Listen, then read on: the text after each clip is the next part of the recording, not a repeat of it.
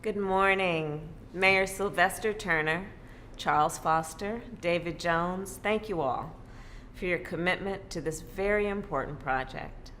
Lucy Baines Johnson, Linda Bird Johnson Robb, it was so wonderful to spend time with you both at the Capitol earlier this week and to hear your personal stories of your incredible father.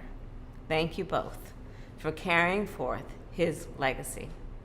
And to everyone here today, thank you for coming together to honor his contributions to our nation's history.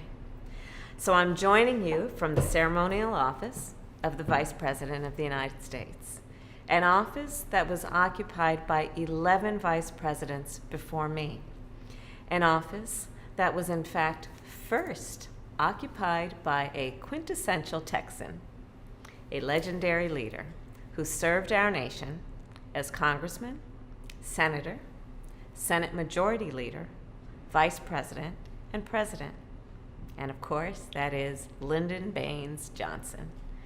As I sit at this desk, which was once his desk, I am reminded that President Johnson led through extremely difficult times, through national grief, through global threats, through deep-seated injustice. And I believe that there are lessons we can all learn from this monument of a man and apply to the moment we're now in. So in the middle of the Cold War, as the Soviet Union put Sputnik into orbit, Majority Leader Johnson launched his mission to win the space race. Now remember, this was at a time when the United States was barely competing in the space race, at a time when very few were even interested in it. But President Johnson was a visionary. He understood the national imperative of space exploration, both for our global leadership and for American innovation. And so he partnered with President Dwight Eisenhower to create NASA. He pressed for President John F. Kennedy to shoot for the moon, and his support helped lead to breakthroughs like the semiconductor, the MRI, GPS. President Johnson saw what could be, unburdened by what had been, and our nation is better off because he did.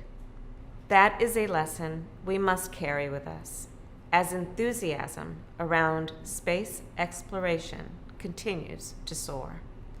I serve as the head of the United States National Space Council, the successor to the National Aeronautics and Space Council, which President Johnson led when he was vice president. Like President Johnson, our administration sees all the ways in which space can benefit humanity. Space can help us tackle climate change, build a diverse STEM workforce, establish an equitable space economy. And that is why today we are working to grow our nation's space leadership, building on President Johnson's early leadership. So that is space. And we all know that throughout his life, President Johnson was equally concerned with earthly matters. He was concerned about poverty. He was concerned about education, immigration, civil rights, and of course, voting rights. In 1965, President Johnson spoke at my alma mater, Howard University. This was 2 months before the Voting Rights Act passed, a landmark law that removed the barriers that kept Black Americans from being a full part of our democracy. And President Johnson, instead of reveling in the pending victory, was already preparing for the next battle, namely, to move from the fight for opportunity to the fight for access to opportunity. He believed, and I quote, that it is not enough just to open the gates of opportunity. All of our citizens must have the ability to walk through those gates. And that remains true today. All Americans have the right to vote, and with it, the opportunity to determine their own future. However, Today, the ability of Americans to exercise that right is under vicious attack.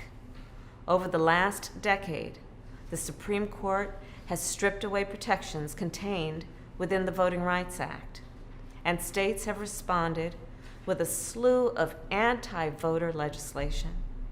I have often thought these past months about what exactly President Johnson would think about what's going on, especially here in Texas, a state that was as sacred to him as the vote is to democracy. Every iteration of the Texas bill would in some way limit vote by mail, drive-through voting, and make it otherwise more difficult to vote.